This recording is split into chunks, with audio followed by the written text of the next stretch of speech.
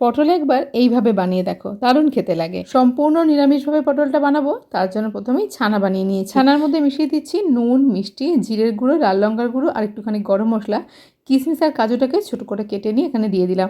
সমস্ত কিছুকে খুব ভালো করে মিশিয়ে নিয়েছি। এখন নিয়ে নিয়েছি বেশ বড় সাইজের কয়েকটা পটল। পটলের খোসাটা পুরোপুরি না ছাড়িয়ে ছুরি দিয়ে এভাবে গাটাকে ভালো করে চেঁচে নিয়েছি।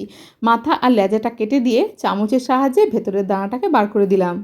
একটা দিক ফুটো করে চামচ দিয়ে ভেতরের দানার অংশটা বার করে নিয়েছি। আরেকটা দিক কিন্তু বন্ধ অবস্থাতেই আছে।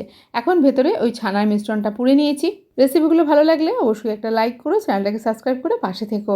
এখন পটলগুলো ভেজে নেবার পালা। অল্প নুন দিয়ে গ্যাস কমিয়ে বেশ লাল লাল করে ভেজে নিয়েছি। পটল ভাজা তেলটা একটু কালো হয়ে যায়, সেজন্য অন্য একটা কড়াইতে জিরে, শুকনো লঙ্কা, তেজপাতা ফোড়ন দিয়ে নিয়েছি আদা আর লঙ্কা বাটা। একটা বড় সাইজের টমেটোকে মিক্সিতে বেটে এখানে দিয়ে দিয়েছি হলুদ গুঁড়ো, লঙ্কার গুঁড়ো, জিরের গুঁড়ো, নুন, মিষ্টি, 4টে কাজু আর সামান্য একটু ছানাকে বেটে এখানে মিশিয়ে দিয়েছি।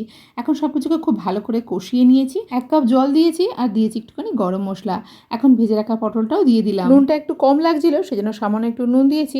ওই যে ছানার পুরটা বানিয়েছিলাম সেটা একটু বেঁচে ছিল, সেটা এখানে দিয়ে দিলাম। পটল খেতে খেতে একঘেয়ে লাগলে সম্পূর্ণ নিরামিষ পটলের এই রেসিপিটা কিন্তু তোমরা বানিয়ে নিতে পারো। দুর্দান্ত খেতে হয়। ভাত, রুটি, পরোটা বা পোলাও সব কিছুর সঙ্গেই পটলের এই রেসিপিটা কিন্তু দুর্দান্ত লাগে।